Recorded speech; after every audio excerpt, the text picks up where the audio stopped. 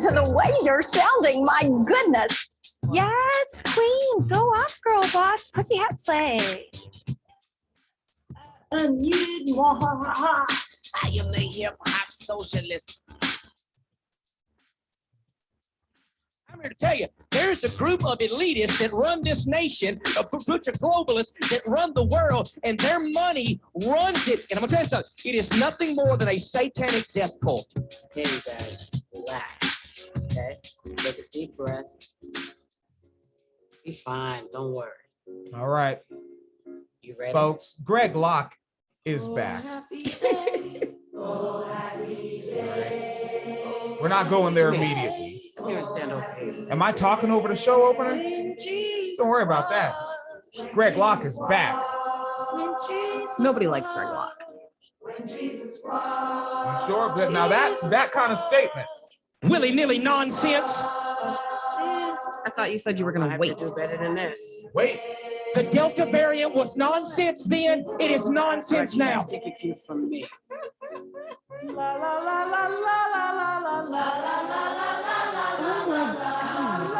Quarantine camps.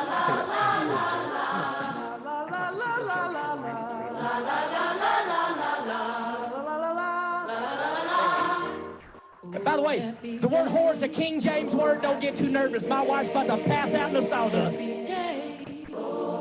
I think they have forgotten the theology of redneckism in America.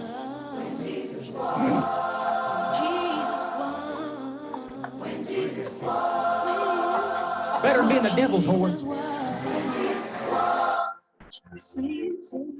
Better than being Kamala Harris's whore.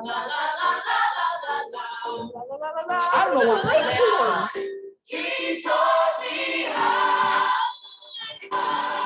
There's really not a nefarious plan. Y'all just tinfoil hat wearers. I don't know why pastors don't talk like this. You will not wear masks in this church. You will not wear masks in this church.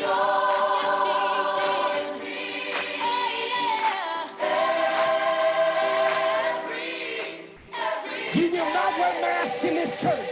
You will not wear masks in this church. I'm telling you right now, do not get vaccinated. Do not get vaccinated. He's having a totally normal one. What the fuck? Better than being the devil's whore. Is it though?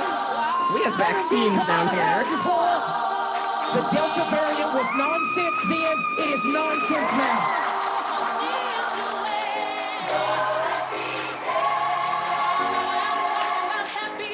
These chicks are in there doing TikTok dances.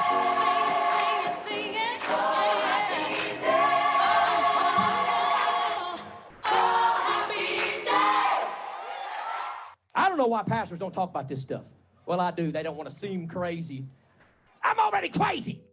That's good. Okay. Well then, that was If anybody needs to hire a producer. that was quite the intro. I feel like so unprepared now. Like, damn, I don't know if I can follow that up, but I'm going to try. All right.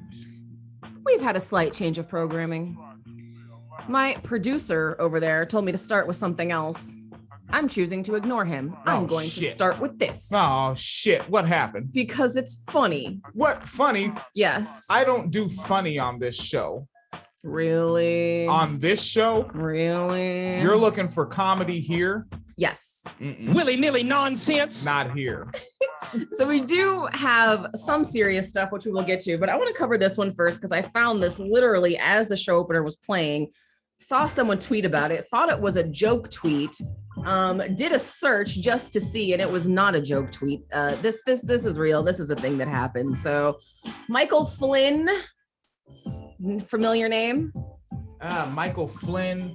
There were so many names that came while Right? that He kept fucking firing so many fucking people. that orange-faced motherfucker was just in there. Yeah, hiring and firing his ass off. God. Like the Trump administration was a temp service. It really was. Which I don't really watch a lot of TV, but I finally saw some episodes of that lip sync show. And the guy who played LeFou in the Beauty and the Beast remake, he did the Divinals I Touch Myself dressed as Donald Trump, and it was fucking hilarious. Oh. It was fucking hilarious. I kind of want to hang out with him now. I bet he's actually really funny in person.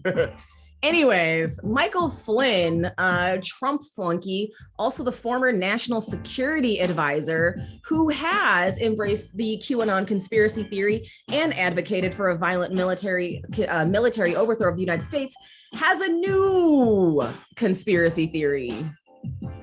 Now, Flynn, who was fired, prosecuted, and then pardoned over his lies to the FBI in the Russia investigation, brought up a new idea on a far-right internet show Wednesday. Do you even want to try to guess? He was on Ron Filipkowski's show, if you want to know. Ron Filipkowski. Yeah. Polish. Gotta be. Name. Yeah. Do you even want to guess what the fuck his little conspiracy theory is? I can guess everything. I'm brilliant. Okay. No, I don't. I don't these days. Not anymore. Actually, the no. shit's just too fucking. I thought it was an Onion headline, and it's real. And now I'm covering it on the podcast, man. And I'm like an abstract artist, and Republicans are beating me to the shit. Oh Lord. Oh shit. Where did it just go? Uh-oh. I had a slight problem. It was one of those ones that has like all the tweets embedded, and I accidentally clicked a tweet and it took me to Twitter, and I was like, no, I was not trying to click the tweet. All right. So here we go. This guy had White House clearance. He worked in the White House. He was a security advisor. His brilliant idea is somebody sent me a thing this morning where they're talking about putting the vaccine in salad dressing. I'm thinking to myself, this is bizarro world. These people are seriously thinking about how to impose their will on our society, and it has to stop. Somebody sent that to him. Yes. That's a lying fibber. Yes, it is. The fuck? Nobody sent you that shit, you lying ass. But also, like, nigga, in the salad dressing, they're going to, how does this even work? They're going to put vaccines in the salad dressing. Yeah, like, are they putting it in the bottle in the kitchen and shaking it up? Right, because like vaccines have to be refrigerated. You buy salad dressing off the shelf until you open it. It doesn't have to be refrigerated. I forgot that you can just buy vaccines. You can just kind of go to the vaccine store and just stick it in there. Like not everybody uses the same amount of salad dressing, right? Some people eat salads almost every day. Some people eat salads once a year. Huh. How? What? Is he just trying to get them to not eat vegetables? Like, I don't know. They always be trying to do goofy shit to own the libs. Maybe now it's like just eat meat and no vegetables, colon cancer, own the libs. Like, I don't know. I don't fucking know. Yeah. Right, that's like a thing. I was listening to the Citations Needed program because there are podcasts I actually like. There is shit that I actually listen to not critique. Mm-hmm. And they were covering how like there was propaganda behind making like meat, it's what's for dinner, or beef. Yeah, beef, it's what's for dinner. That shit's been tied to tacky ass manhood since everness. Oh, fuck yeah. Since everness. It's just because I don't remember the date from the episode I listened to. No, I mean, that's always been a thing, is like perceiving like eating vegetables as like girly and eating a man is like masculine. But you know, a lot of it I think is still tied to those like weird like conservative stereotypes about masculinity, where they're like acting like everyone among their ranks is some like you know, like broad-shouldered, square-jawed, 6'5" tall man who, you know, does like physical manual labor and literally does need like 3,000 calories a day. And a huge chunk of it is, you know, protein because, you know, like he's a coal miner or something. You know what I mean? Like that whole weird fetishizing the masculine male and the worker, and then just it'd be funny how so many of these fucking real jobs are like you watch the machine. Like there's one person I walked past at the GM plant. They have a privacy wall over their station, but it's like it's propped up on table legs.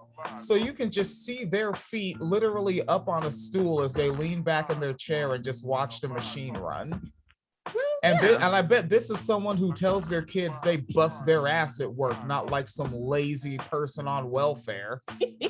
Like so many, like I don't actually see anyone breaking a sweat in the GM plant. My bad. Oh no, you're fine. No, I totally get that. I think that's always been a thing though with like the real jobs, because we don't act.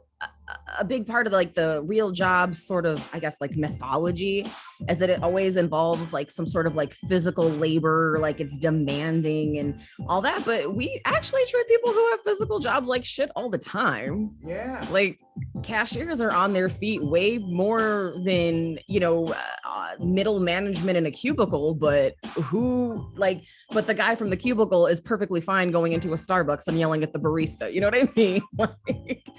So yeah, and then even like fucking coal miners and shit. Yeah, good luck dying from black lung. Like, you know what I mean? Like we won't even give them health care, but like we have this like, we love workers. We love workers so much. Workers are so amazing. But then anyone who has these quote unquote real jobs is just like wildly disrespected, but that's fine. We're going to talk more about jobs later, because I apparently said something mean and then someone locked their Twitter account and I'm just a big old bully. Oh, Jesus. That fucking guy.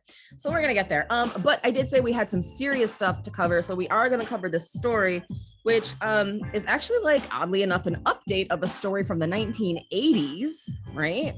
So this is a rape culture story. This is definitely trigger warning here. So Dr. Morris Wortman, who was a gynecologist, forcibly impregnated women without consent. A woman has accused a fertility doctor of secretly using his own sperm during during in vitro. It was in vitro, right? That's what yes. that they're doing. Yeah. So I didn't see the word fast enough and I was like, oh shit, I forgot the word. I'm sure it's in this article somewhere though. But yeah, so this is actually like the update of the story. So a woman is suing a New York fertility doctor, claiming he used his own sperm to secretly impregnate multiple patients, something she said she discovered when doing DNA genealogy tests that revealed she had at least 9 half siblings. Holy crap. The lawsuit was filed by the 35-year-old daughter of a woman who got fertility treatments from Dr. Morris Wortman in Rochester, New York in the 1980s. It said he falsely told the family the sperm donor had been a local medical student. He kept the truth a secret even after the woman, his biological daughter, became his gynecology patient. What the fuck, man? Yeah. Oh, ew. Yeah, I have my commentary on this is already pre-recorded and uploaded to the website. And it's the kind of stuff that gets us removed. I'm not uploading that one to YouTube. There's no use. Like my commentary is on our website. Can't go on YouTube, can't go on Facebook, because I'm making threats and whatever. All right. Just fertilizer. Yeah. I should have said that. Just fertilizer. So that's seriously fucked up. Wortman was with patients and unable. So he's still fucking working. This article is from yesterday. Yeah. So this article's from yesterday and he was with patients and unavailable for comment. So he's still working. So that's 9 people that we he's still know fucking of. Working? What the fuck? Because how many more are there now? All right, so the office did not immediately respond when asked the name of an attorney. The case is one of more than 20 instances in recent years where fertility doctors have been accused of using their own sperm rather than samples from anonymous donors to treat patients. The discovery of such scenarios has been made possible with the rise of genealogy sites like Ancestry.com and 23andMe. One of those is run by Mormons and the other one shares your information with police. You should probably never use one of those ever. If you haven't, don't do it. In Indiana, Dr. Donald Klein was accused of using his own sperm to impregnate as many as dozens of women after telling him the donors were anonymous. He ultimately pleaded, you are fucking kidding me. All right. Well, you heard what he did, impregnated dozens of women and saying that it wasn't his sperm when it was. He ultimately pleaded guilty to lying to investigators during an investigation and was given a 1-year suspended sentence. Doesn't suspended mean you don't go to jail unless you really fuck up? Well, that's the thing. Rape culture is not really fucking up in rape culture. Whew. HBO released a documentary last year called Baby God about a Nevada doctor accused of inseminating multiple patients with his sperm. And another example, a Colorado doctor was sued by 6 families alleging negligence and fraud for using his own sperm in several successful artificial insemination procedures between 1975 to 1989. Yeah, I said some stuff about this cat. But that also means that if this was like 75 to 89, that also means that these people are literally just now finding out. So like the kids because these kids are all in their 30s now, in some cases their 40s. So they've really spent the last 3 years thinking like this child is their biological child. Like that's fucked up. And also like from a strictly like medical perspective, that's also really fucked up because I do believe if you donate sperm that you have to fill out like a whole medical history. So like there could literally be someone right now who has something that's being undiagnosed because they don't have allegedly have a family history of it because they were given the wrong family history because this dude lied about whose sperm it was. Like that's someone who has a lot of health conditions and not a lot of family history. That is, aside from like the invasion of privacy and rape culture aspect, that was the first thing that jumped to my mind. Because then like what happens if you are at risk for something or you do have an allergy for something? Like I know someone, all the men in the family are like allergic to penicillin, you know? Oh. So that means like amoxicillin as well, which is a very common medication used for like sinus infections and ear infections and things like that. Okay. And like they would have a horrible reaction to anything that had, you know, like stuff like that in it. But that was like a family thing. And it's, my understanding is relatively rare. But like, so theoretically, if this doctor was one of those people who had like a medication allergy like that, but these kids had the wrong family history, like, did they get fucked up because they got the wrong medicine because they had the wrong history? Like, that shit is fucking scary. Like, that shit can kill people. So I don't like this person. And I'm very angry that he's still practicing medicine, because if he did this in the 80s, I am comfortable assuming he did it in the 90s and 2000s as well. Oh, yeah. Very comfortable assuming that. Fuck, I mean, and what, he's 70 years old? So, I mean, as long as he can get his Cialis pills. Yep. Right, Cialis, right? Yeah. He might not even have to do that. He might just have his own shit frozen. Oh. So he can just pull it out whenever he feels like it. Yeah, then there's the sentence. There's double entendres and all that. Yeah, I had my words. Oh yeah, I can imagine what you said about this. Yeah, winecellarmedia.com. My title, because you know everyone I'm the editor. I get to make the titles. Yes. And I didn't go hyperbolic with it. It's just Dr. Morris Wortman, gynecologist, forcibly impregnates multiple women without consent. And when you go there, my video is 18 minutes and 4 seconds, and I have my words. Mm-hmm. The woman who sued Wortman has asked that her name be withheld. That's completely reasonable. This lawsuit differs from some others involving fertility doctors in that Wortman, a gynecologist, also treated the woman as his patient for nearly 10 years, performing numerous breast and pelvic exams and discussing her sex drive and other personal issues. So this... Yeah. I don't want to have. Do I have to say that sentence out loud? I don't want to have to say that sentence what's out the loud. next one? Oh, not the next one. Just of like what I'm hearing happened in that paragraph. Oh, where it continues, where the pelvic exam. What he asked about a woman's husband and introduced one of the women to his wife. Oh no, not that part. Just I'm talking about the pelvic exam part. Like, so what I'm actually hearing is that this woman did not know that he was her father. And he had his hand in her vagina and was asking her about her sex life. Yep. But best believe he knew, because he probably knows who her mother is. Yes. That would be in her charts. Yeah. So, I mean, you know, there's gravity. There's high areas. There's wood chippers. Yeah, and I'm just talking about stuff. Mm-hmm. You know, I just like talking about things randomly. Do you think, like, hypothetically, you could actually stab someone with a bullet? What? I think you could do it without even holding the bullet in your hand. I think there's mechanisms for that.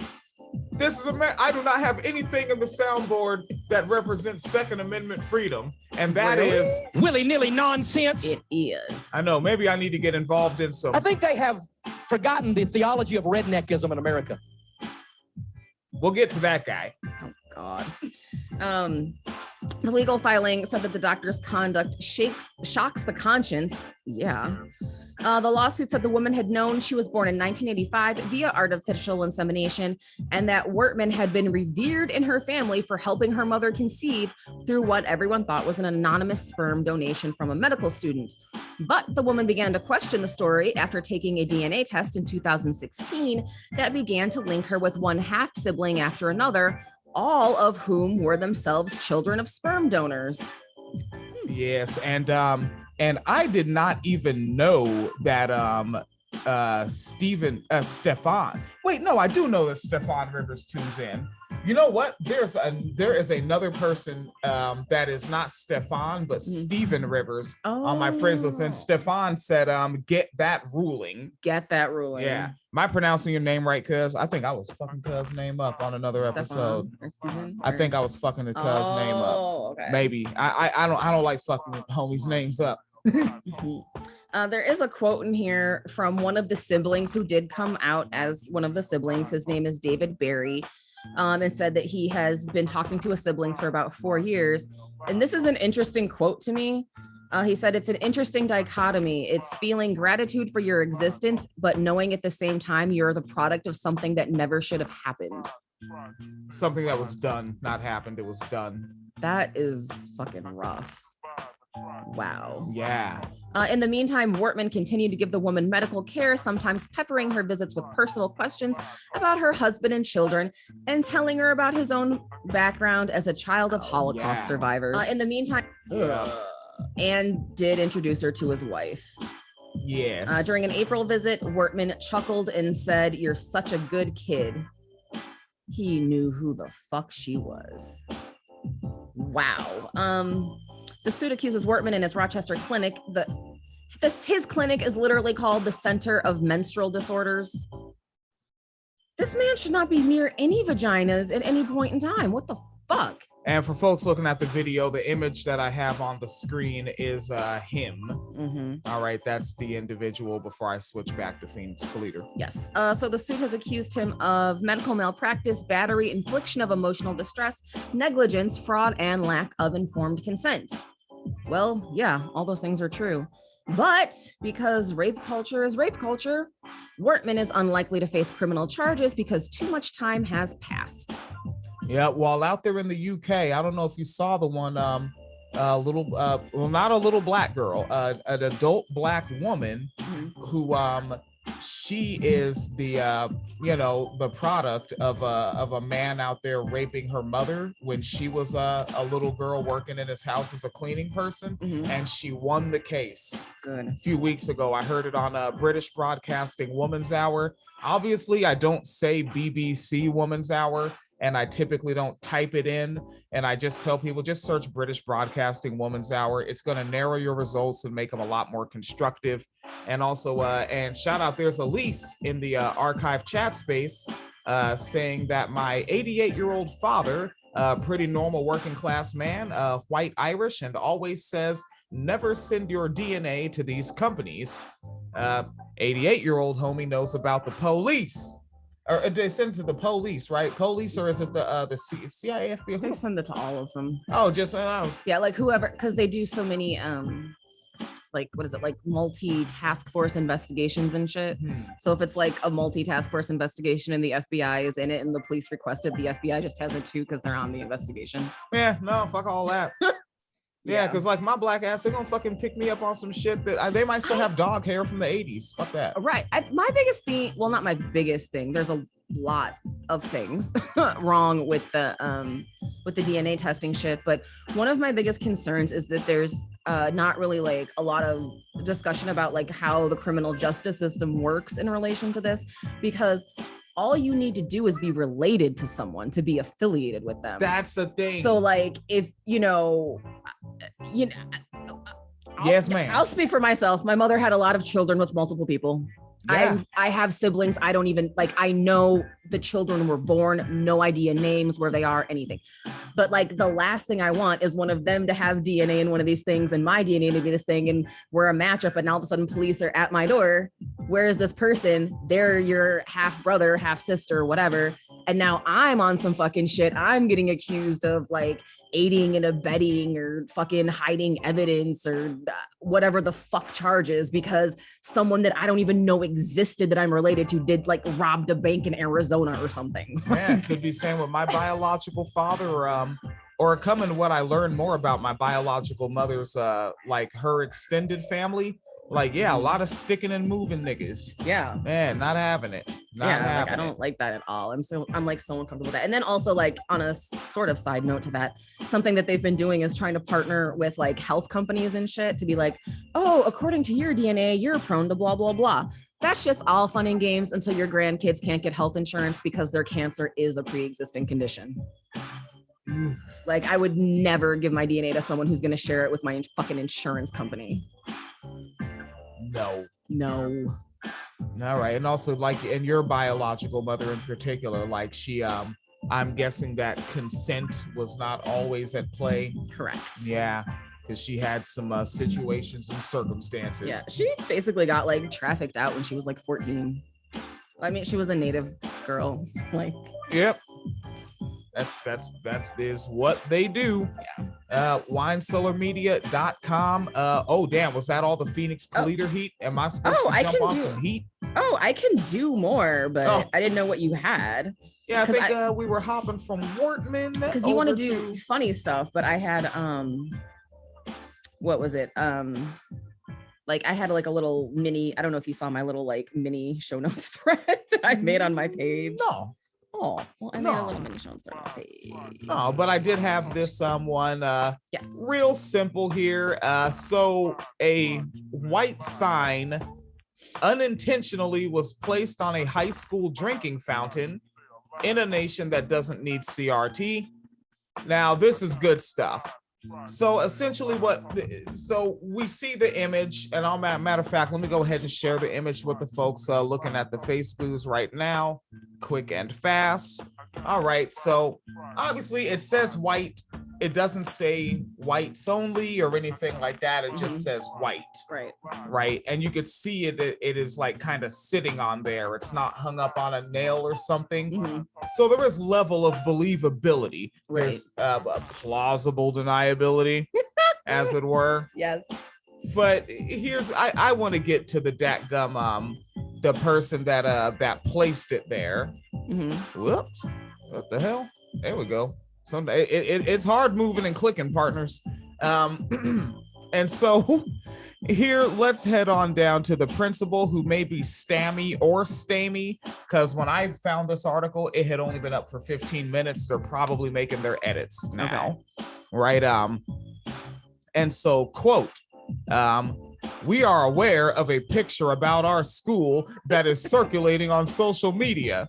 I want to be clear about the facts. During a practice, a cheer sign was left just outside the gym on the floor, and it was picked up and placed on the water fountain. We have investigated the matter and concluded that the placement was not intentional. Okay. I fucking love that. We investigated it and decided, nah, it's all good. We don't live in a world where people might be trolls, where white high school students are constantly getting caught holding slave auctions and shit, or mock slave auctions, as it were, or even elementary school students in Texas attempting to lynch a black girl, or I can't remember if it was a private school or a summer camp where they made the runaway slaves. Yes. I think that one was in New Jersey. And no, we don't live in a world where any of that business is going on. Shit, we don't live in a world where people are on 4chan and Reddit getting bad ideas. Yeah, or even Rogers High School in Puyallup in Washington State. This was before shit was like moving on the internet like that.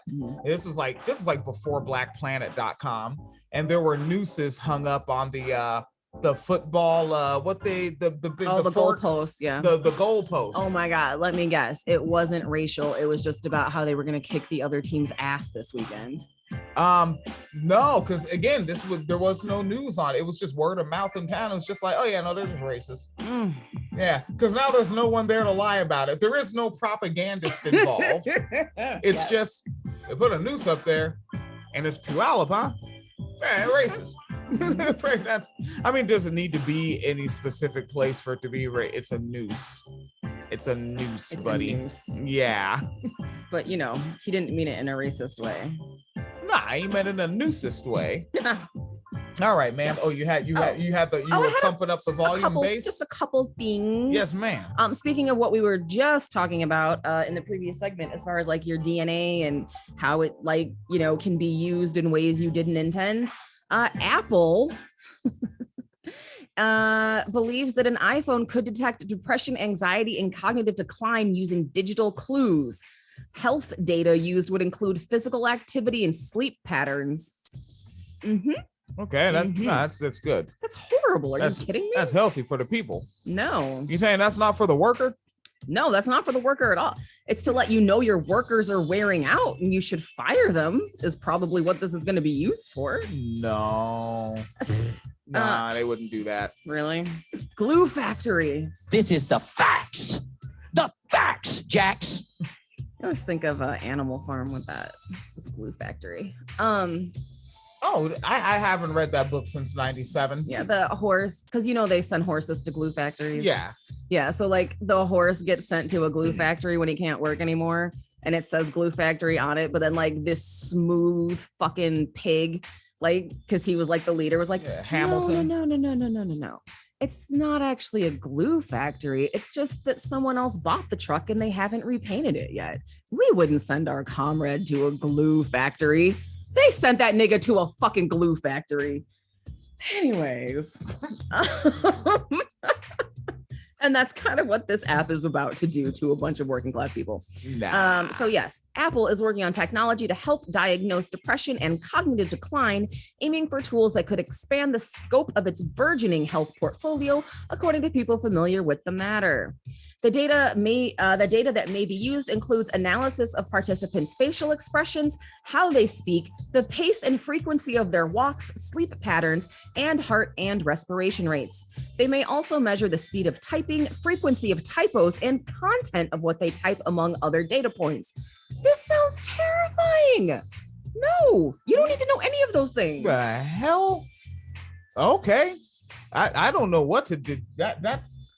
That's scary. Yeah, I'm losing my words here. I got to get back in the 2013 wine cellar. What the fuck?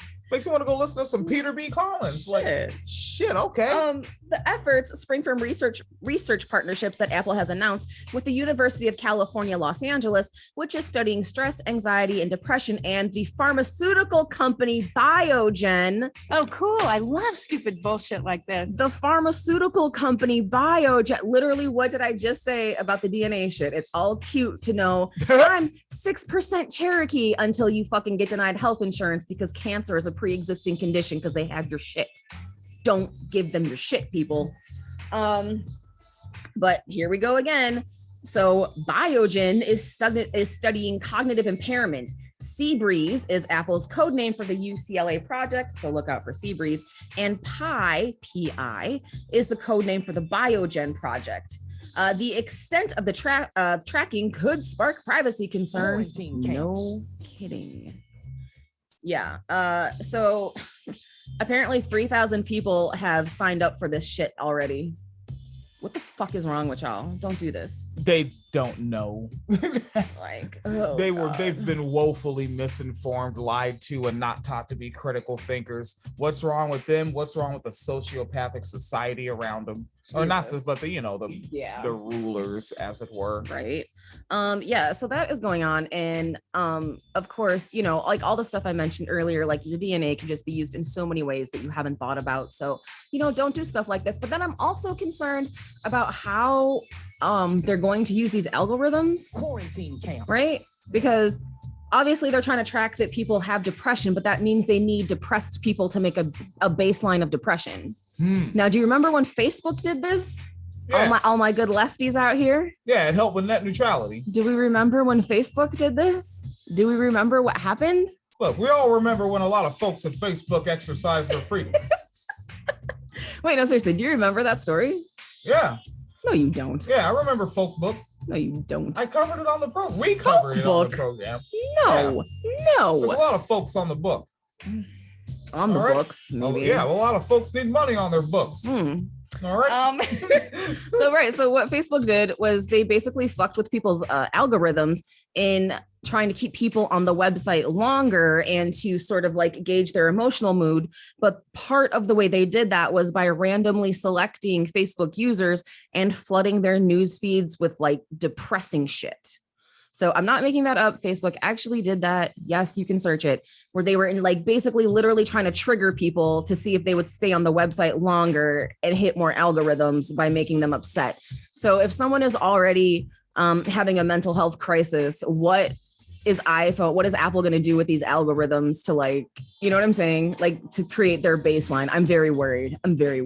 Yeah, I call it doom scrolling. Doom scrolling. Yeah, I think folks have been like, that's what I call it. That's what you call it. And I think people have been conditioned to do this doom scrolling, which is what I call it. Uh-huh. You didn't know that I call it that. Uh-huh. All right. Willy-nilly nonsense. Hey. That happened.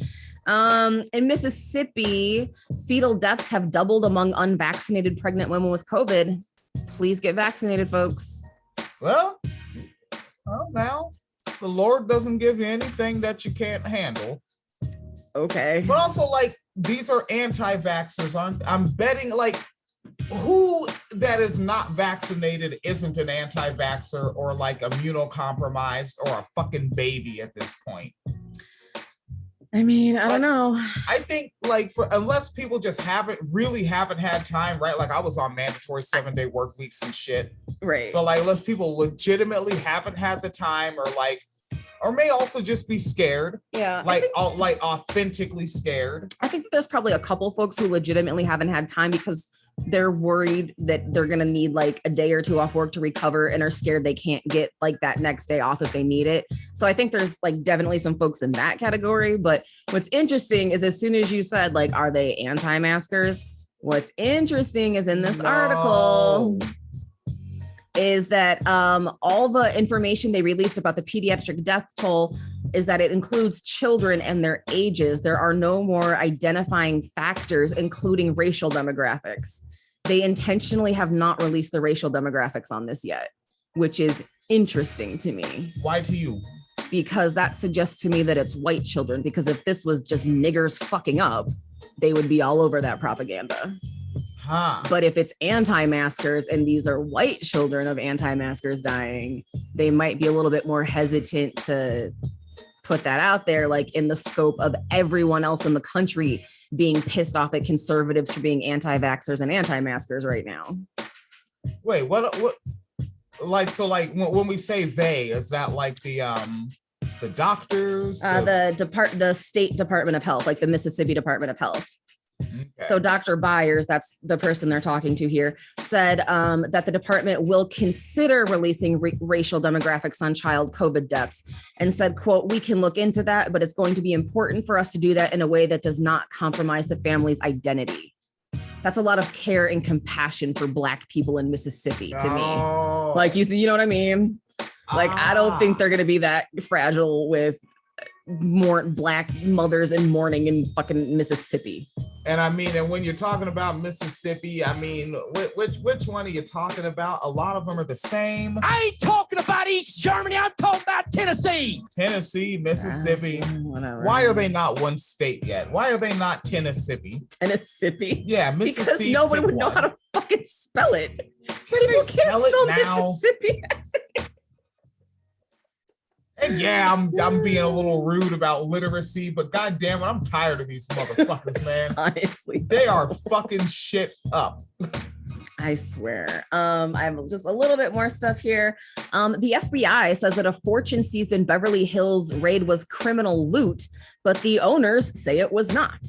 So this is a whole long article, and it's one of those ones where it's like a lot of like background on one of the people who got their money stolen by cops. So I'm not going to read the whole thing, Okay. but yeah, but basically this is about a man named Joseph Ruiz. And during a raid on safety deposit boxes in Beverly Hills, they stole $57,000 out of his safety deposit box. And then a judge ordered the government to tell Ruiz why they were trying to confiscate the money. The FBI responded in court papers that it came from drug trafficking and said that because his income was too low for him to have that much money.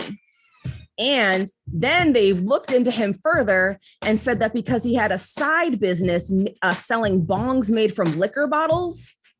This was this dude's side gig. This was his side hustle, rise and grind. He's selling bongs made from liquor bottles.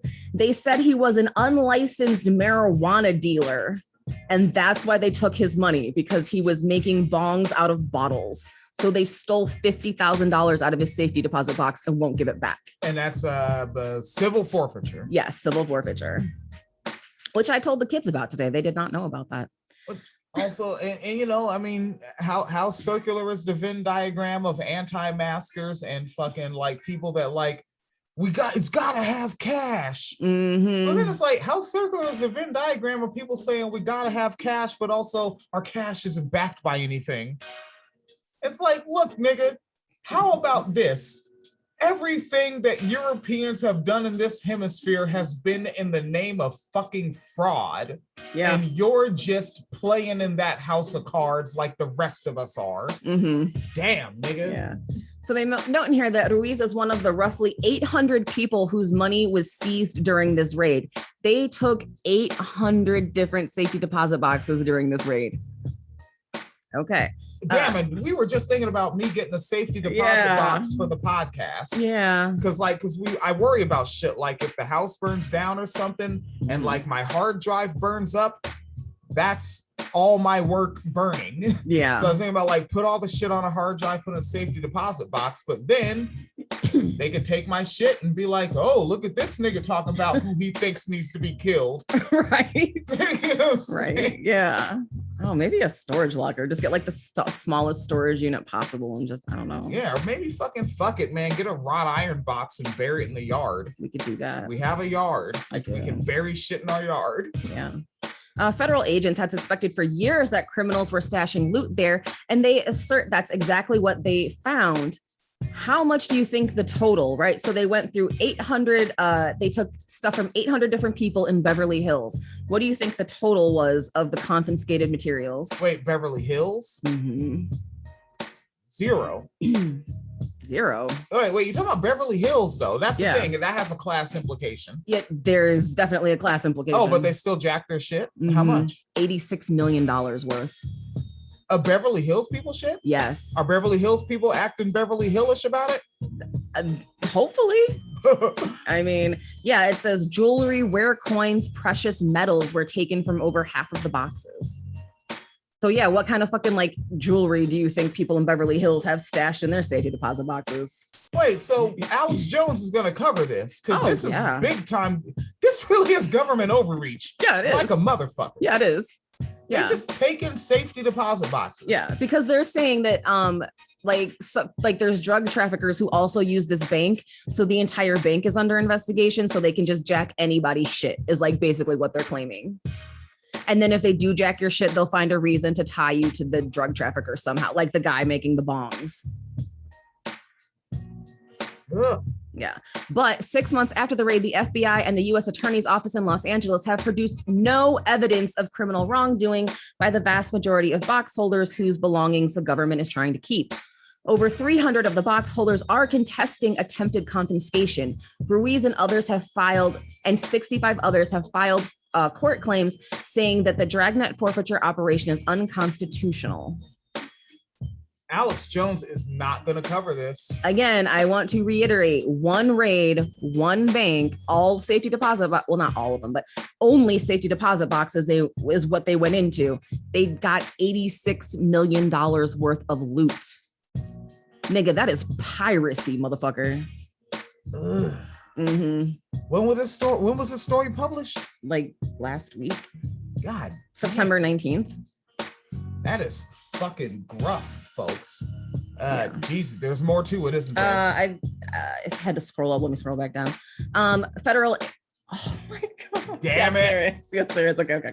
So remember how I kept saying how I just said that like they were saying that like there's like drug trafficking and shit, and anyone who's using this bank is like can be tied to the drug traffickers. Yes. Do you want to know what their indications of drug trafficking and money laundering are?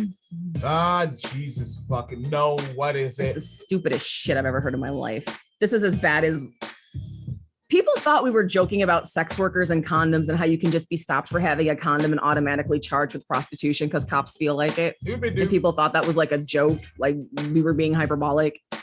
Federal agents say that the use of rubber bands to store cash are an indication of drug trafficking or money laundering. Rubber bands are an indication of drug trafficking or money laundering. They heard a T.I. song. They also cite the dogs alerting to the scent of narcotics on most of the cash as evidence, but they had evidence. The dogs could smell it, but the government says it deposited all of the money it seized into a bank, which has now rendered it impossible to test which drugs may have come into contact with which bills or how long ago. There's cocaine on these $100 bills. Let's just go put them in another bank instead of actually testing them in a forensics lab. Why don't people trust us? I don't know. And it's just going to keep going on like this. It's literally never going to fucking stop. Mm-hmm. And lefties like us, I guess I'm still a lefty. Yeah. Like after like some shit that the people that represent the flagship of the left say and do, I kind of just want to be something else. I kind of do too. I kind of want to go back to Negrotarian. Yeah, I'm a Negrotarian anti-capitalist. I'm just gonna get like hood progressive, anti-capitalist. Hood progressive, I don't even know if I anti-capitalist. want progressive. I don't want progressive or left like, really anymore. Y'all keep fucking up. Yeah, I can't ride with y'all niggas, man. Okay, and U.S. Private Vaults was indicted in February on charges of conspiring with unnamed customers to sell drugs. You think they would have the names of the customers? All right, this is the fucking FBI. This bank is doing stuff with people whose names we don't know. All right. But U.S. Private Vaults was indicted on charges of conspiring with unnamed customers to sell drugs and launder money to dodge government detection, but nobody was charged. Okay. The criminal case has remained dormant with no attorney or other representative of U.S. Private Vaults appearing to enter a plea. So they literally just brought them up on charges and then just dropped the case as soon as they got everybody's money out of the fucking vaults. All right. So, yeah. Michael Singer, a lawyer who represented U.S. Private Vaults on other matters, declined to comment on this case, but said that he thought the government had overstepped its bounds. So yeah, that's what's going on right now. I'm not really seeing anybody cover this story. This just happened to be like a lucky find in my newsfeed on Twitter. But yeah, because, we've talked about civil forfeiture before, right? We covered the story where it was shown that cops take more than burglars in civil forfeiture every year, as far as just like how many billions of dollars of like, actual money and like merchandise is taken, stolen. Fucking, yeah. So, but that's the thing. And remember, they don't want to, when they talk about reforming police, how often do you hear civil forfeiture? Ooh. Yeah, they want to reform police, but they'll let police like just dead ass steal your shit. And, it's wild with the civil forfeiture thing, because I know someone that happened to, and they had gotten a car and the police took their car. They were ultimately not charged, obviously never convicted because formal charges were never brought. But the police sold their car at an auction. But the car wasn't paid off. So they had to just keep making payments on a car they didn't have because civil forfeiture is legal. Kamala Harris is going to fix that. She is going to fix it. I didn't even put the Debbie on it. You know how many people just don't know that? So many people. And people don't even know that Kamala is like, she really pimped that, letting people call her Kamala. Mm-hmm. She pimped that shit. Folks, just so you know, Kamala is a mispronouncing of her name. Kamala is an Indian name, and her middle name Devi is an Indian name, and her last name Harris is of Harris sugarcane plantations from the white side of her so-called Jamaican family. It's kind of like how when someone says they're South African and you think they're probably white, keep in mind, Jamaican doesn't inherently mean black. Slave owners were there too, and the offspring of said slave owners were there as well, and may have interbred, made some light-skinned, high yellow kids, and then they have sex with an Indian person, and they have Kamala Devi Harris, not a black person. Tangent. Yeah, I don't even like. I'm honestly at this point less offended by people calling her black than I am offended by them acting like black has to mean like a very specific like black American stereotype. Because like, yeah, so you have Jamaican family and Indian family, like fucking talk about that shit. Like, you know what I'm saying? Like boost that shit. Like that's who you are and how you were raised, you know, talk about that. But instead it's this whole like, Tim's, what's up? Like that fucking like fake. Yeah. Like I eat grits. I wear Tim's. I smoke weed. Like that fake, like that's not how you lived your life. That's not the type of black person you are. Like, can you just do your own fucking heritage, please? No. Because like, it's a rich cultural heritage, honestly. Like, do your own shit. What are you doing? Anyways. And then the last thing, because I feel like I've been going for a really, really long time and we still have more stuff to do. Holy shit. So all I'm going to say is I've been seeing a ton of headlines saying that police are demoralized and quitting. I've seen that a lot. I don't know if you've seen that happening a lot. No, I still see pigs, so it's not enough if it is happening. It's not happening. Oh, at all? No. Oh, they're just lying. Yeah, so this is actually on the Marshall Project. Wait, who's lying? Where is this narrative coming from? Who's telling a lie? I've seen it from a lot of news pundits, a lot of right-wing talking points, but mostly it's just that how that shit always goes, right? Like my hairstylist husband was a cop for 25 years and he's resigning because the blah blah blah Black Lives Matter niggers, you know, like that type of shit. And so like but I'm like slowly watching it just sort of become like an accepted trope. Yeah, and I was like, but that's not actually happening. They're not leaving. Trope is probably the wrong word. Yeah, I don't know, or I guess trended. I don't know, like a cultural what do you call a cultural understanding that isn't real? Conventional wisdom. Conventional wisdom. All right. So this, I said the marshallproject.org. And actually I put this in my show notes thread. I don't know. Oh, you said you didn't see the thread. Someone commented underneath it and said they were glad I saw this article because they heard on NPR that police were quitting. Oh, National Petroleum Radio. Yes. So let's see. Since last summer's Black Lives Matter protest, there's a popular refrain echoing through urban police precincts, rural sheriff's offices, and city halls. Officers are fleeing America's police forces in big numbers, and the timing couldn't be worse amid a rise in murders and shootings. Many argue cities must hire more police, but the backdrop of nationwide scrutiny of police killings, morale has dropped to a point that few people want to be police officers. Whatever that even means. Lying. But according to federal data, those worries are unfounded. Last year, as the overall U.S. economy shed 6% of workers, police departments only lost less than 1% of employees after a decade of expansion. Oh, so they only lost 1% of 1%. Basically, yeah. So that's about 4,000 people out of nearly 500,000 employees in municipal police departments nationwide. So 4,000 out of 500,000, and these people are screaming about like cops are leaving in droves. And because this is employees in municipal police departments, that's not even just cops. That's also including like secretaries and dispatchers and the janitor who works there. And you know what I mean? Like all these other people retirees. Too. Right, exactly. And also resignees, right? Because resigning is basically retiring from the pigs because you get your check for the rest of your life. Yeah, when you get your pension, yeah. And you said 4,000 out of 500,000. Right. So like, how would they run that propaganda?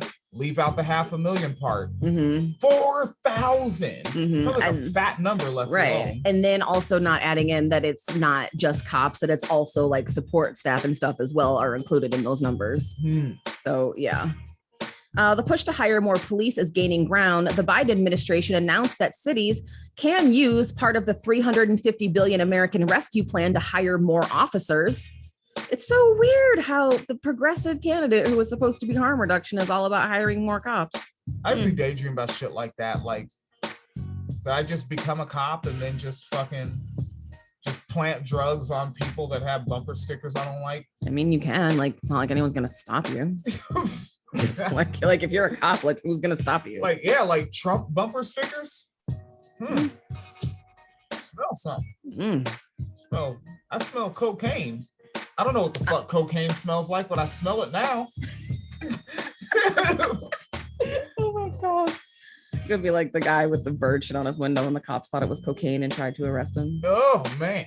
And yeah, so, I might fear for my life a lot, really. Trump bumper stickers make me feel for my life. I'm scared. Seemed like he was reaching for something. He wasn't compliant. Actually, none of them would be compliant. You know what?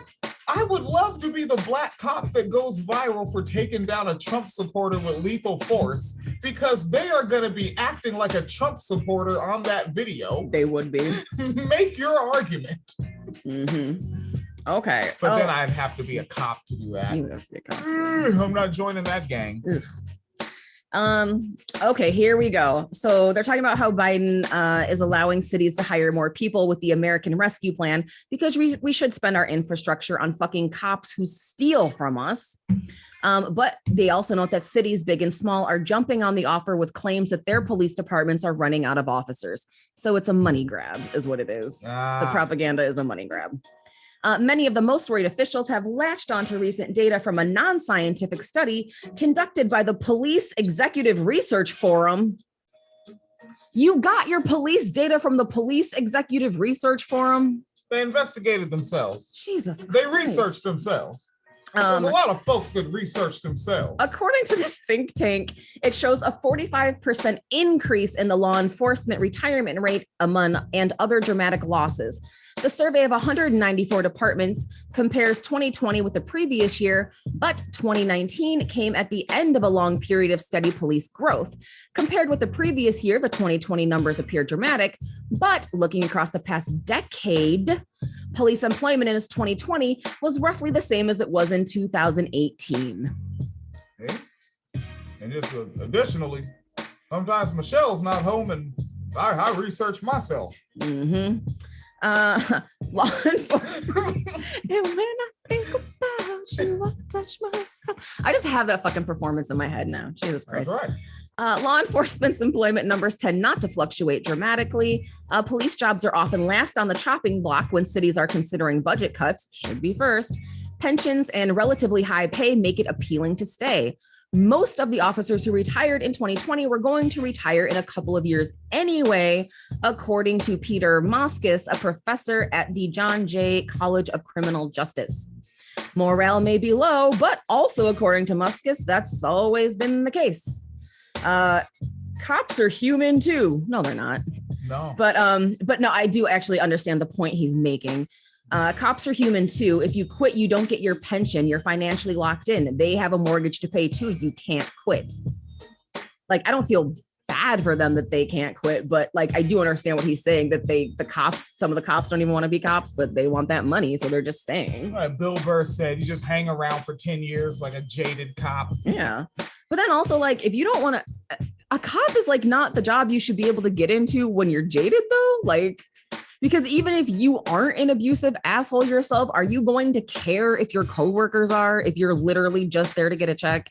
And also, if you look at how much shit pigs do, yeah, don't really need pigs for much. And that's where, you know, when you get away from people like me and they talk about defund the police, they make a lot of sense where it's like, no, actually a mental health care professional would be better in this one. Yeah. Really, some shit? How about just send a physically strong person that is patient and has been orderly. Yeah. Yeah. And also like, and I don't really know much about academia. I try not to like blow up academia, like, oh, that's the place to go. Or I try not to beef with it, you know, like, because like studying and researching things is good. That is a good thing to do.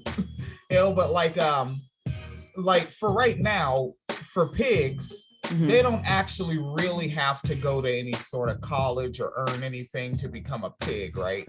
It depends where you live. Typically larger cities like Chicago, New York, LA, they usually, unless you were recently active military, they usually want you to have like 2 years like community college education. And a lot of other places like 2 years yeah of community college. Yeah. So 2 extra years of high school. Basically, yeah. And it doesn't necessarily have to be like a criminal justice focus either. Because like there's people who cops where they like were like planning on being like a history major and shit like that. But they have their 2 years of schooling and just threw in like 3 criminal justice classes during it or whatever, and like they get in. You just need to prove that you can do paperwork and drink beer. Yes. And now you're a cop. I actually know someone who is a cop. Did man. You or no? I bet he's not dead, so you know. Oh, see, when I don't associate with folks anymore, I just knew them. Oh, like they're alive. I suppose Yeah, no, there, I pass tense the shit out of people. But no, actually was a copy machine repairman and did a year of community college and is now a police sergeant. So, like I'm not implying that a copy machine repairman isn't competent to do other things. I'm just saying that if I've seen that movie Office Space and I know what skills he's applying as a cop, and that's not good. All right, like I'm just saying, like maybe you should have more than like 2 criminal justice classes in like a humanities class before you get a gun. Like that's all I'm saying. And like you can just kill people legally. That's all I'm saying is that maybe there should have been more training. But America's fucking stupid, man, and I wanted to stop being. It is, but I will say this is my caveat about educating police because this always comes up. Just send them to college longer. Just make it no, that won't help actually. Yeah. Because if your curriculum is shitty, you're still going to have shitty cops. Also, if you're a shitty person, right? Because don't other people go to college and they're still like, what is medical apartheid? A bunch of white people that went to college and abused black people in the medical field. Yeah. Right? Or the cat that we covered earlier, Dr. Wortman. Right? Definitely went to college to become an OBGYN, or actually it's just the YN, I think. GYN. He's only the GYN. Well, I don't know. It's usually a joint. Not capable of the O. Watch out. It's generally a joint degree, so he's probably capable of doing both. Okay.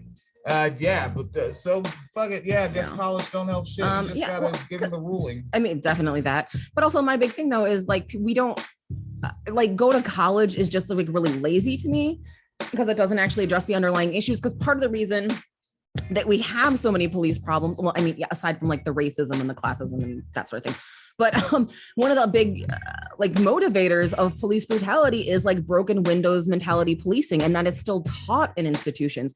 Like, when you go to a lot of colleges and you take criminal justice classes, a lot of your teachers are currently cops, former cops, like lawyers, like people who worked in criminal justice and believe these things. And that's how they teach their students.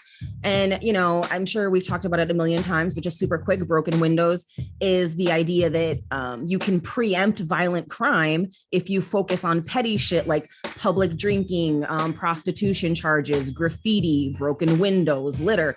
If you focus on petty crimes like that, the argument is that you can prevent violent crime. Obviously, that doesn't work.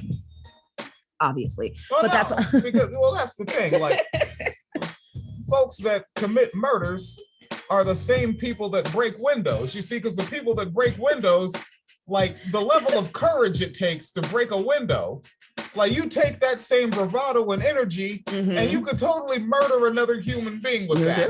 You do. Those are the same crimes. Those are the same crimes.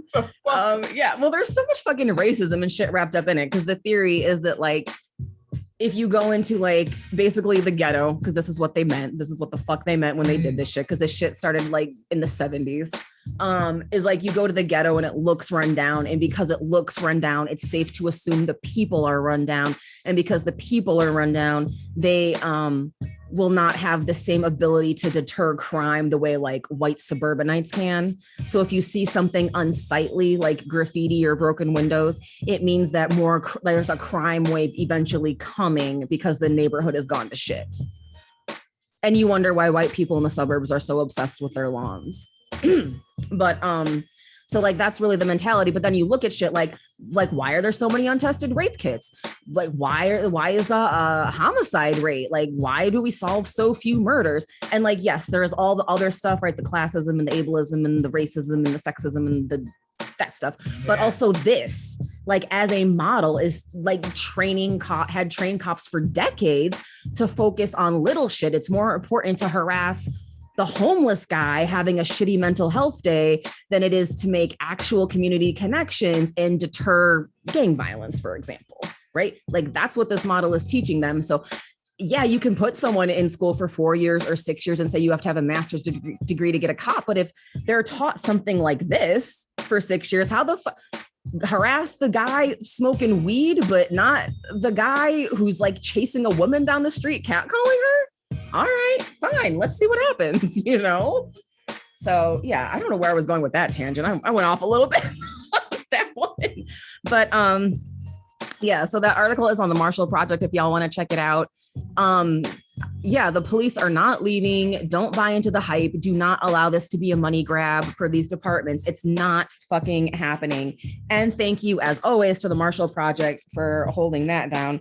There's some really great like information I get from the Marshall Project. They had a lot of concise articles about like Illinois ending the death penalty because of police corruption. It was pretty good. Man, sometimes you know how like you'll be doing something on the podcast and we're live and I think, oh, you made me think of something. It's like, oh, I'll search and I'll find that thing real quick and bring up that example. Yes. So this is what I tried to do was show, like, I wanted to add on to what you were saying, because what you're talking some fly shit right now. And I'm like, oh, what about that video from like a long time ago where a motorist shot a cop that was fucking with him. I mean, pulled him over. Let me not put my propaganda to it. Cop pulled someone over. Cop ends up getting shot over it, killed. And they show that to show the cops that every time you pull someone over, they might murder you. Yep. Making the pigs extra aggressive. Oh God. And I put in that warrior training shit. I don't know. Because I don't, that's why I was trying to look it up to refresh myself. Because you know how it is being a lefty. So much. It's so much. It's way too much info. Well, a former lefty. I'm a Negrotarian anti-capitalist. Negrotarian. Yeah. So my search terms were violent videos shown in police training. Oh, good. My results did not just take me to something easy so I could fucking pull up my example. No, I get the police trainer who teaches cops to kill. Good. 2017. Cops, kids, domestic violence, law enforcement training. That's off of 2011. Police training video, how to take control of an encounter. That'd be interesting to take a look at. Police training, dash cam video of death of Constable Lunsford. That's probably what I was looking for. But then Constable, that might be wrong. That might be the wrong nation. It could just be like super local. Okay. Yeah. And then The Atlantic, how police training contributes to avoidable deaths. Yeah. Kentucky police training quoted Hitler, urged ruthlessness. Yeah. We reviewed police tactics seen in nearly 400 protest videos. And the Crime of Domestic Violence International Association of, oh man, missing it. Association of, oh man, they're not oh damn, when you click at that little subheader doesn't show up in the link. Oh. Well, that's booty crap. But the crime of domestic violence is complex. All right, so that one is not about actual pigs and their domestic violence. No, it's complaining how hard it is for them to deal with domestic abusers, as if they aren't domestic abusers themselves. Didn't we cover a whole fucking story about an entire town in Alaska where every cop on the force has been not accused of, not charged with, but convicted of domestic violence? Yeah, you brought that to the show. Yeah, and also myself and Lee Camp thinking about how pigs, and I'm leaning too hard on the word pigs. I'm starting to sound corny, but you know, those fellers, how they, they're having a tough time with all these domestic violence calls. But myself and Lee Camp, because we're cool. we covered the one where it's like woman was called the police on an abusive partner, spouse, boyfriend, and cop took her to a hotel and raped her. Yep, I remember that one. Yeah. You know, and that particular story, no, it wasn't that one. That was one of the stories, but the main one that really reshaped my focus on covering police from the brutality more so to the rape culture was when Ferguson was going on. And this is one where I am going to mention the race because like I think black people, especially black men, like tend to avoid talking about when men commit rape when it's a black man, you know, because like and I get like you're worried about like lynching era shit and Emmett Till related stuff, but like you got to bring that shit up and you got to talk to black boys about that shit. You got to keep it all the way official. And it was a black cop in Ferguson while all the, you know, protesting and the brutality around that's going on, that black cop, well, he decided to be a blue life now, but he's a black man in that blue uniform, took a woman in a jail cell and raped her. And that shit got no motherfucking coverage any damn where. You know, obviously I had to see it in some news outlet somewhere, but was it on CNN, MSNBC? Y'all could have taken a second away. Like, you're not taking away from Michael Brown's coverage to show that police are also rapists. And it's the same police department. It's the Ferguson police. They're the ones under the microscope. Right. Keep it cracking. Right. And this was before Democrats pushed the Overton window on rape culture, as I documented on the Tara Reid shit. And I do say I documented, like I actually went and took evidence of it and made an article. Definitely. My mother was a journalist. I want to help. Which is, you know, interesting that you point that out about Ferguson, because I think I told you what the folks down there were telling me when I went down there. As we were talking about police protection. So a lot of folks from a lot of places came around Ferguson, and a lot of the locals were not trusting. But I actually did quite well with folks because like, oh yeah, I'm from Chicago. And they were like, oh, so you know, like you're black, you're from Chicago, you have the same problems. And they just assumed you were black. They did. All right. There's a certain Yas Queen contingency. They did. And but no, that was like something we were talking about. We were talking about police brutality, and I was hearing a lot of stories from folks who live down there who were like literally talking about they don't let their daughters, like they don't like it when their daughters, like their teenage or you know like young, like college age daughters go out walking because the police will stop them and arrest them for nothing just so they can like sexually abuse them. And a lot of them, they weren't even openly discussing to a point of rape, but just straight up like cops just seeing someone like a young woman walking and just stopping her and handcuffing her so they can rope her and then just like letting her go. Like, this is just a fun thing they do down there. Like, it's just a game to them. So yeah, but anyways, point being that speaking about this shit, like, I don't care. Like, if that's if you literally think that it's fun to find like a 16-year-old girl, put her in handcuffs, put her in the back of a police car that she can't get out of, and then you grope her, a master's degree is not going to fix that. Yeah. Like, you're a bad fucking person. And then if everyone around you's doing it, like this is your normal practice. Right. And like shit like that. And so like, yeah, on the one hand, I get it. We want more education and sensitivity from cops and blah, blah, blah. But like, also, do you think that George Floyd would be alive if Derek Chauvin had just gone to school a little bit longer? Yeah. Like, honestly, do you think Michael Brown would be alive if Darren Wilson had just finished another degree? Like, no. So yeah, I get really tired about the just give them more education. It's so fucking lazy, and it's just not helpful. It's really not helpful. All right, now we're nowhere near done, but it is 9:15. Yes. And you're like spoons and all that. Do we just pick it back up? Pick it back up. How much do we have? It's an hour and 13 recorded already, and we have a lot. We do have a lot. Yeah.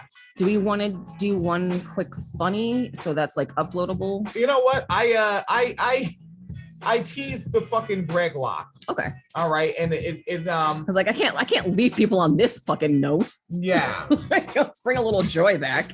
Now these are not new clips, but these are clips that are, oh yeah, see if there's anything fresh and new. Oh shit, what's up? Oh, okay. Let's see. Oh, hi, Sam.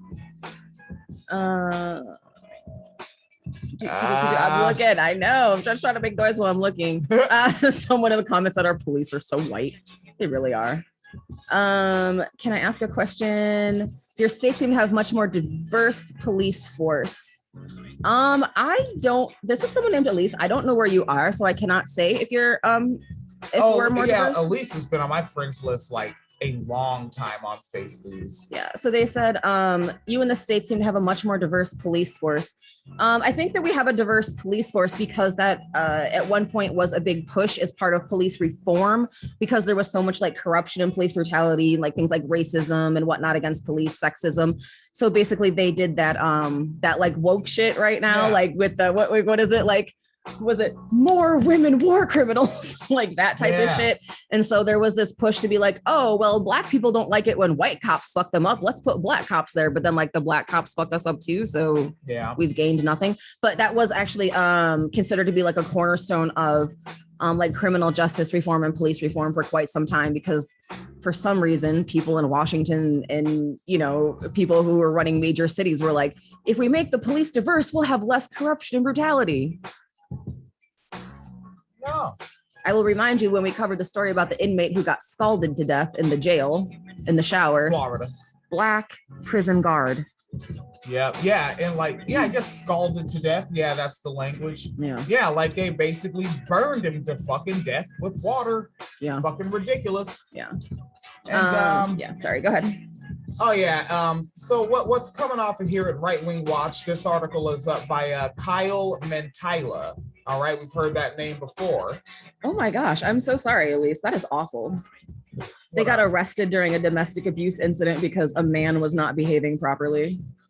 Shoved her up bins, that's garbage cans, right? So shoved this person up against the garbage cans and talked about how horny he was. That's fucking disgusting.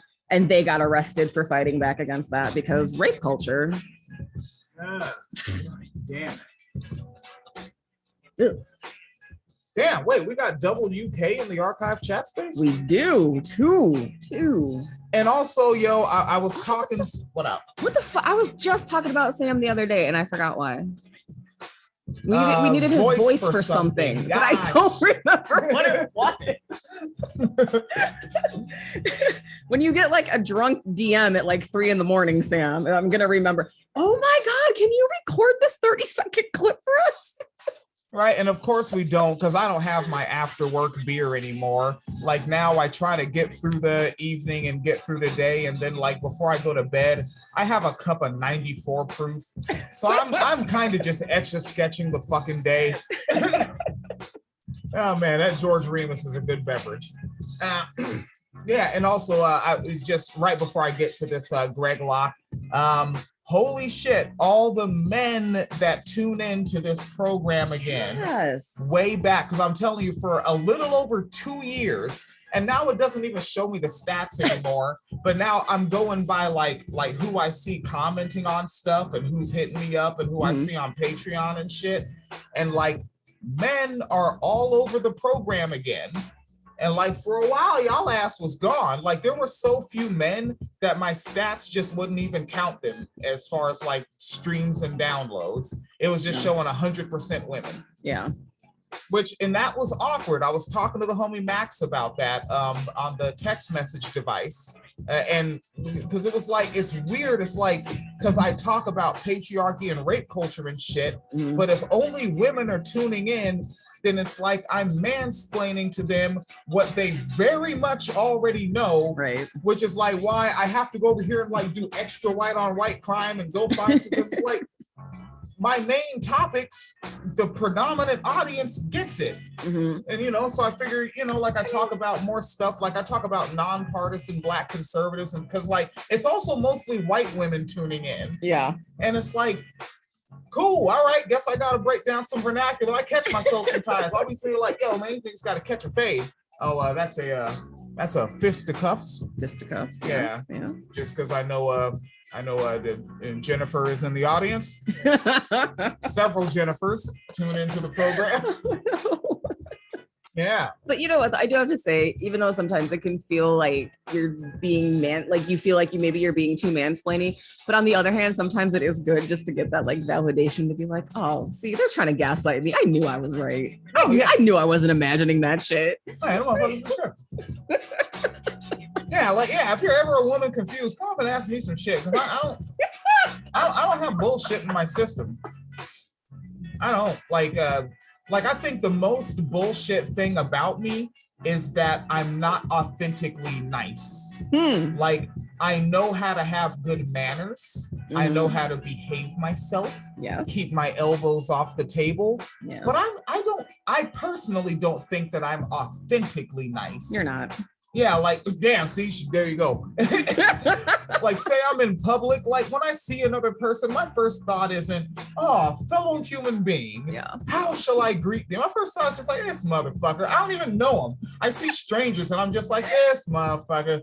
What kind of bullshit are you on? You know, like, I'm not real deal nice. And I like nice people. I want to be like y'all because y'all are real. You get the vibe, right? Yeah. Like when a nice person, hi, they smile at you. You're just like, shit, I want to do that.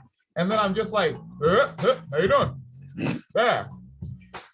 This is how we interact. Because that's where I think I'm full of shit is when it comes to like trying to be an authentic, nice person. Like not putting any extras on it and no performance to it, but just like that's my natural state. Right. And and at this age, I'm 38. I don't know if I'm gonna make it there. People be like, 38, that's so young. Man, we be dying. I don't know. 38 seems old for me. No, I mean, you know. Yeah. But that's the thing. You don't actually have to be like nice to be like ethical, though. You know what I mean? Yeah. So. Yeah, because that's the thing. I'm more of an ideologue than I am nice. Yeah. Right? Like like people be like, oh, William tries to do so much for other people. It's because I think it's the right thing to do and no one else is doing it. So I end up like, I'm gonna get my wrinkles are gonna come in hard when they do. They are like, they're all gonna hit overnight and I'm just gonna wake up looking like Morgan Freeman one day. Good. It's what you deserve for not having any gray hair. I have gray nose hairs. That does not count. Why not? Because it's not where people can really see it. Really? Because these are powerful nostrils. No one can see them. Nobody is looking up your nostrils, sir. Well, they should. It's where the truth is. I don't know. I don't know if you why don't y'all stop tuned breathing, into this. nigga, if you don't stop breathing up all the white man's hair. We see, and that's what I'm using it to do. Oh shit! Now I gotta look at the archive chat space. Damn it, we're never gonna get to. Doop-a-doop, because I'm looking at skibba-doop-doop. Oh, Sam Sampson said, I'm always here to voice your stuff. Just hit me up. See, all we got to do is do it. But see, what's going to happen? We're heading into bedtime. I'm going to grab that 94 proof. And you're going to have to get it, man. Get at me on my alt account. I'm barely ever on my William J. Jack account. And I'm noticing Elise saying, okay, arrested me because his partner called him. There was more, though. Said, tell me about it. I'm arguing this so much on social media. Unless men stand up against it, is the usual shit thrown at us. Mm-hmm. And who tells you you are nice? Who tells you you are nice? You say it as it is. Fuck, you just called me Jennifer. Oh no, not like calling you Jennifer, but like a lot of Jennifers tune into the program. Yeah. Yeah. Like over the years, I've seen that name a lot, and I always have to check where's the profile picture. Okay, yeah. No, okay, that's Jennifer B. Okay, that's Jennifer S. All right. And there's a Jennifer W. Right, then they'll hit you with a Jenny. Right, and then a Jenny. Shit. Yeah, they got me. And Elise said they fucking do. I'm 55. Mine came in overnight. I'm telling you. Oh no. I'm just gonna fucking look like Morgan Freeman with his sexual harassing ass. I ain't forget that story. I ain't forget that. I still can't forget when he got into that car accident and I thought it was with his daughter and it was his girlfriend. I remember seeing that, and because I think this was like before I even knew what the fuck a Facebook was. This is when I was still seeing news on the hip hop websites, and their ages were like literally inverted. Yeah. She was 17 and he was 71, right? I don't remember what the ages were, but it was a distinct difference, and they were inverted. Yeah, I do remember seeing inverted numbers. And 17 and 71 are the most realistic. Yeah, because if you go 16 and 61, I mean, it's already Roy Moore territory. Yeah. I say it like it's only Roy Moore. I think I thought of Roy Moore because I was listening to an old episode of the Michael Brooks show. All right, folks. Yes. Let's take a look over here at Greg Locke. So what's going on is they are planning another super spreader event. Good. All right. And why are they super spreader events? Let's just remind you what Greg Locke literally tells his own fucking pastor Congregation that literally congregates under a fucking circus tent. That is actually how they congregate for his church on Sundays. Shit you not.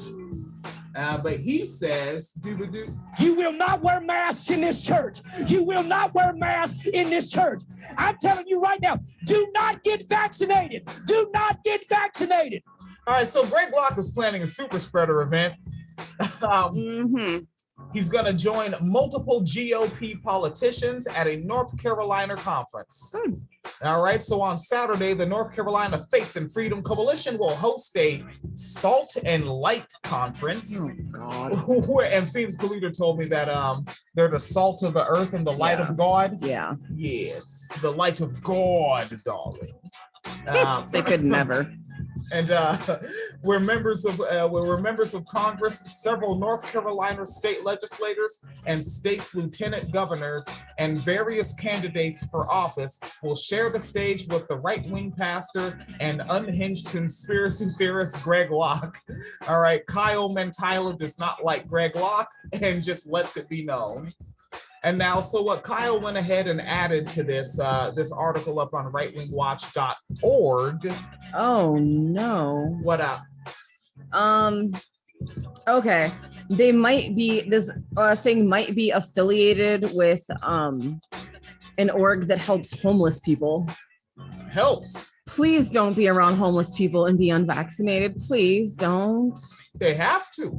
No. They have to, ma'am. No. They ain't got no choice. The white man, and this particular white man, must do this, or nothing will work out in his life. You know that, right? Okay. You didn't know that, did you? All right.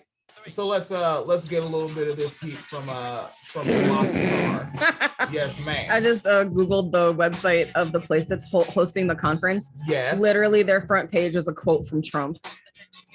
Come on, man. The Faith and Freedom Coalition is the largest faith-based get out the vote organization in modern American history. Quote from Donald J. Trump. And then right beneath it, the 2021 NC Faith and Freedom Salt and Light Conference. Yeah. Okay. Well, all right. Oh, that's this weekend too. Sweet. So 2 weeks from now, let's check those COVID rates.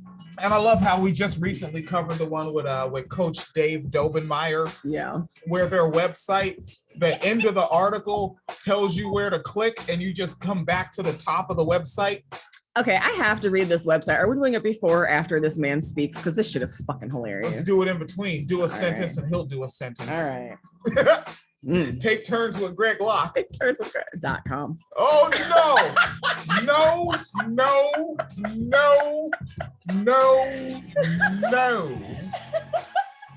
Take turns with GregLocke.com. All right. Tim is never gonna speak to me again if he hears that.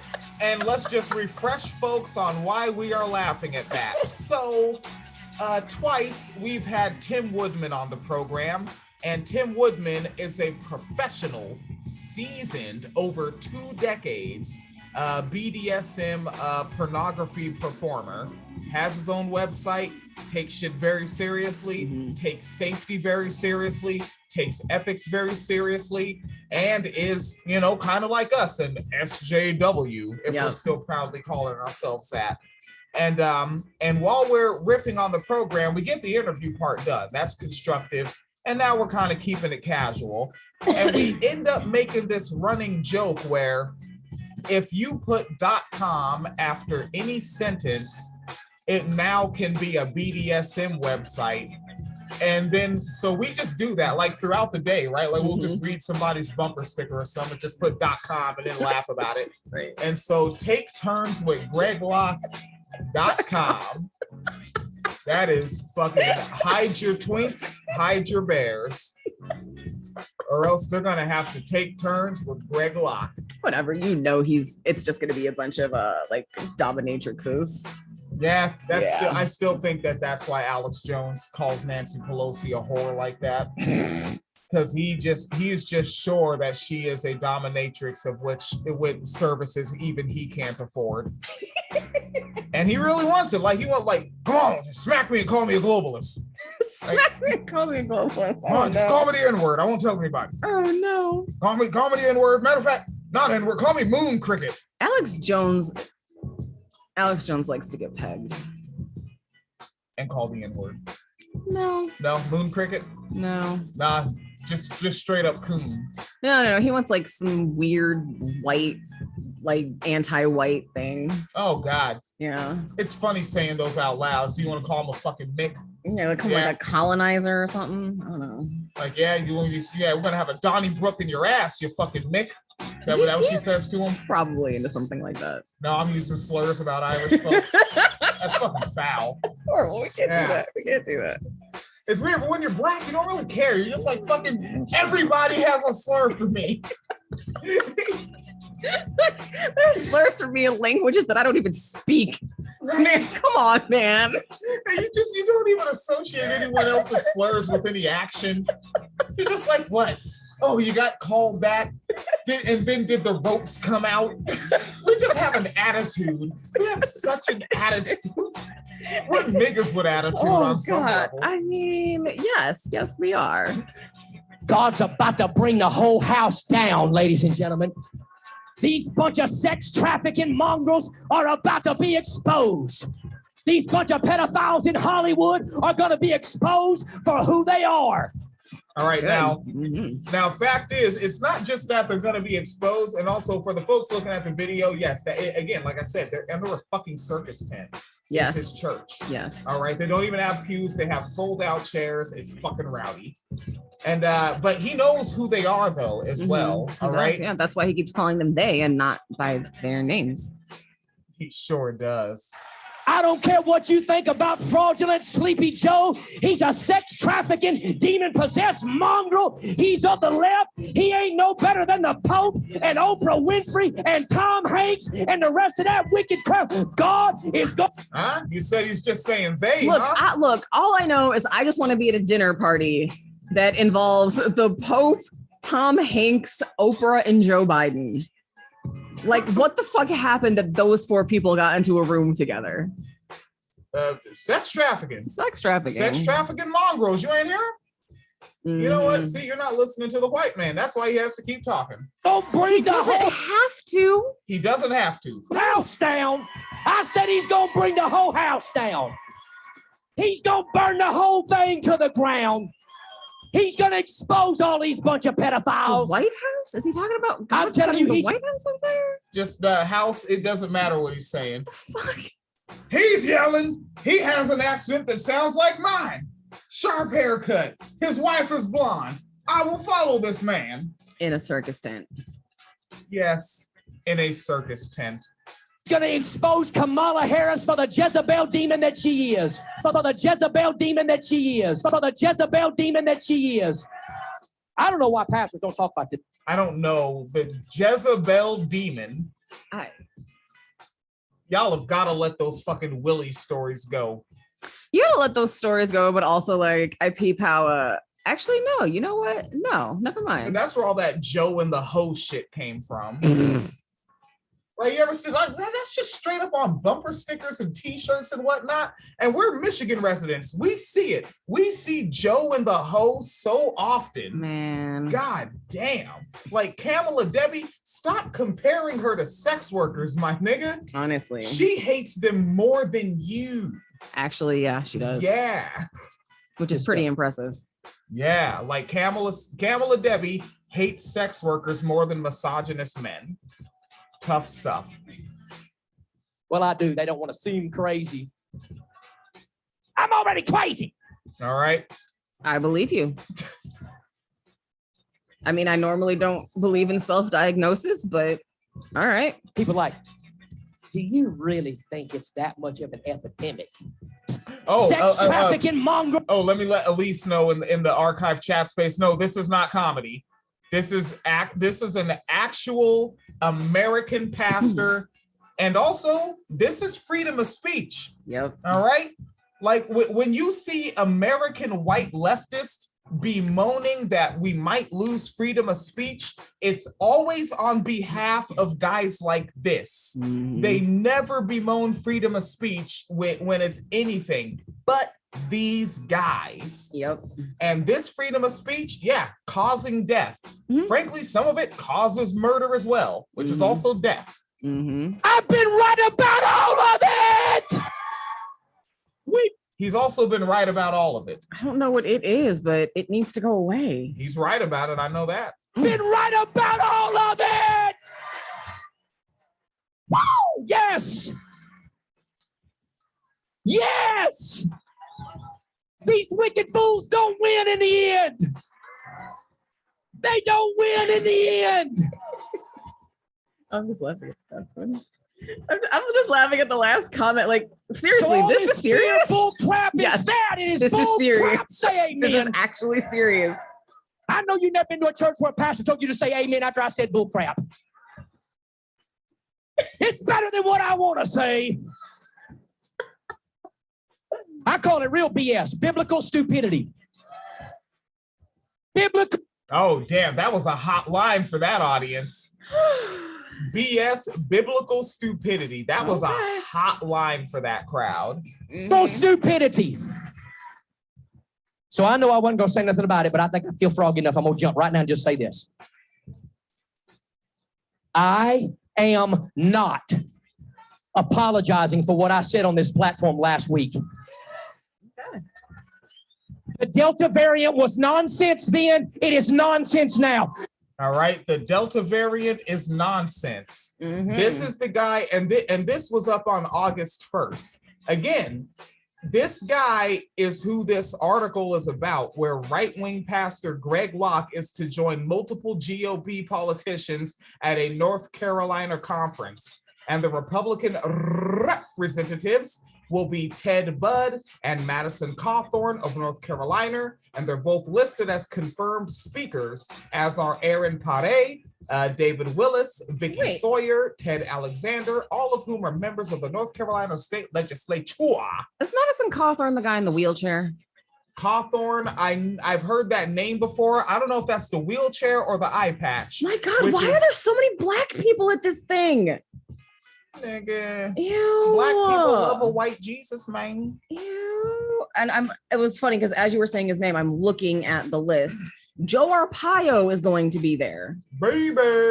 Remember him, Joe Arpaio, the guy who had the, as he called them, concentration camps? Yeah. And he called his jails concentration camps. And I know, and just in case anyone has already seen what the latest news is on him, my bad, I haven't seen it yet. That's why I haven't covered it. But there's new news on Arpaio. Yes. What, did he let another rapist get away? I don't know if he got away from himself. I'm not sure. And a little bit more from the Gregster. Okay. A little bit more from the Greg machine. Can you handle it? Oh yeah, I was gonna read some of the hilarious stuff on this website for this thing he's gonna be at. Oh no, what is it? Yeah, so it's the we were talking about that Salt and Light conference. Yes. So this is the 2021 North Carolina Faith and Freedom Conference. They're calling it's in beautiful Mount Airy, North Carolina. It is the state's premier cultural. I'm sorry, hold on. The state's premier Christian Cultural Awakening Conference. Premier Christian Cultural Awakening Conference. What the fuck? A revival? They love tents. Why don't they just use the word revival?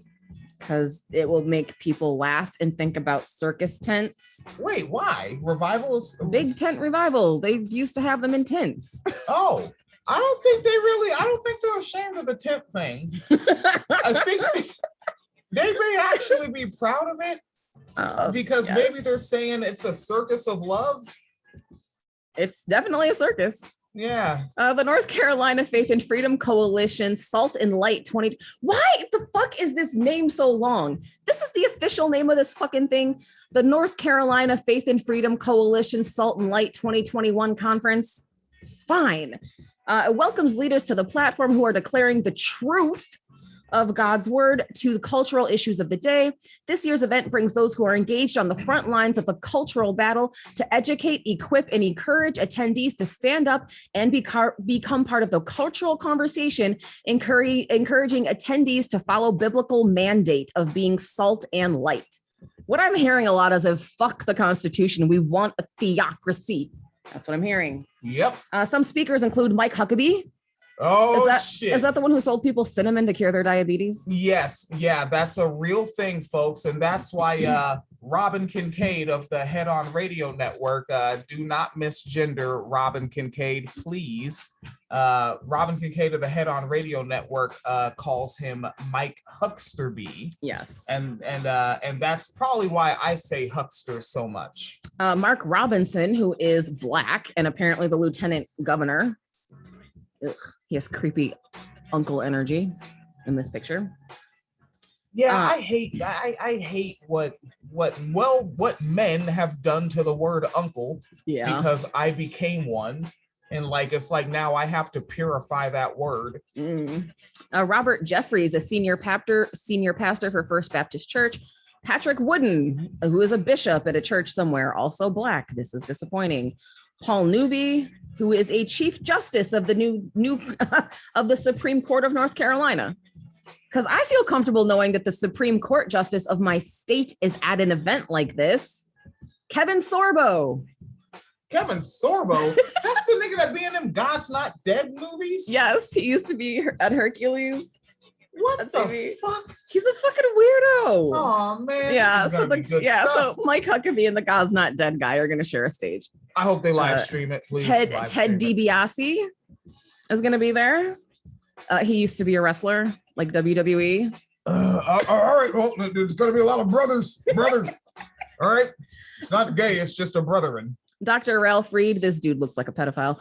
He is the founder and chairman of the Faith and Freedom Coalition of Georgia. Ted Budd, a congressman.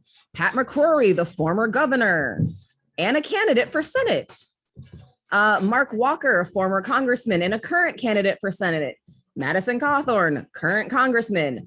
Dr. Mark Harris, who is the president of, I don't know, some organization. Who else do we have? Oh, Mark Burns. Okay. Greg Locke, founder and senior pastor of Global Vision Bible Church in Mount Juliet, Tennessee. Do you know Chris Hughes, Dr. Chris Hughes, Citizens for America? Don't know that one. He's going to be there. Let's see. Oh, Bo Hines, someone else running for office. Okay. Okay. And yes, Matthew Cawthorn is an individual that deals with ableism and probably, well, they're Republican. I can imagine he hates the word ableism. Yeah, I think that's, yeah. Yeah, they are in a wheelchair. I'm trying to remember like what it was. There was something relevant about that. Like he himself is disabled, but like argued against like disability access or something. And it like, Jesus. It was something like that, but it stuck out because he was in a wheelchair and it's like, nigga, did you forget like your condition? Like, what the fuck? Let's see. Tim Moore, the current Speaker of the House. How many fucking people are either running for office in office have I mentioned? These people are literally plotting, according to their own words, a cultural Christian takeover. We should probably fucking be alarmed. Don't you think? Also, what the fuck? This is what I'm talking about. I don't know why this language is used. I don't know if they're attempting to do something artsy or what. But this is called the Progressive Magazine. Mm-hmm. Now, I'm a Negrotarian anti-capitalist. Yeah. I don't think progressive really applies to me anymore. But their headline on Madison Cawthorn is, quote, smart ass cripple. Madison Cawthorn is not my wheelchair brother. Oh, I don't know. Okay. It seems like an irresponsible headline to me. Maybe I'm illin, like, and I do be illin, folks. That's I'm not beyond illin, And apparently this, I'm wondering if this is about what you were talking about. We said he argued against like rights or access. Yeah. Huh. So it looks like oh, you got more info there? Yeah, I'm looking because I actually like was Googling for that article. So this is just mentioning that he has a bunch of like scandals already. So he possibly helped incite the riots at the Capitol and went on vacation and visited Hitler's house, of course, lied about having a real estate business before running for Congress and having been accepted to the US Naval Academy before an accident partially paralyzed him. He also fabricated stories about training for the Paralympics. Okay. Interesting. Let's see. Cawthorn is doing nothing but benefiting from decades-long tradition of using people's inherent ableism to separate who he is from his actions using disability. All right. Okay. So maybe that. Oh, did you find something? My bad. And because you know how these fucking article writers are with their fucking word counts. Yeah. They just add in so many goddamn words just to fill a word count. Nigga, just give me the straight dope. Mm-hmm. And so I'm getting to what may actually be the straight dope. And it says, in an appearance on the Fox Business Channel, Cawthorn said he wants to be the face of healthcare reform for the GOP. Quote, one of the biggest failings of the Republican Party for the past few decades is just that we have not had a real plan when it comes to healthcare. He said, adding that his vision for equitable access to healthcare amounts to utilizing the free market and opening up competition. Okay. And he also says the problem is not that the free health market has failed in healthcare. The problem is that it has never really been tried. Oh, so we just haven't had a real capitalism yet. We haven't had a real capitalism yet, motherfuckers. Okay, so that's interesting.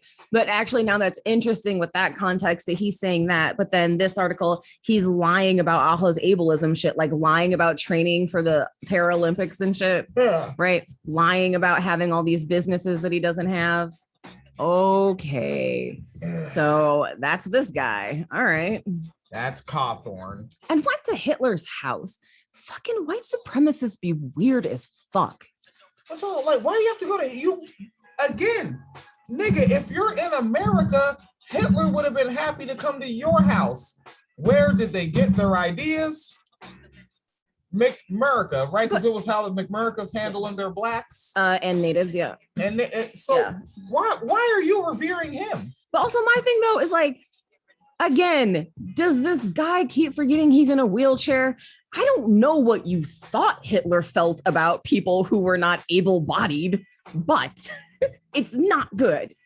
Yeah, Hitler would not be on your side right now, my friend. Yes. And folks see me shuffling on the video because I think a mosquito bit the living shit out of my wrist. Oh no. Yeah, I think I got mosquitoized, which that scares me. And I know it's not Mosquitoes? Yeah, because it's not scientific really. And also an actual educator named Jennifer. In full irony, Yes. An educator named Jennifer told me that it's very, very unlikely to impossible that a mosquito could bite someone with COVID and then maybe carry the virus, bite you, and you catch it.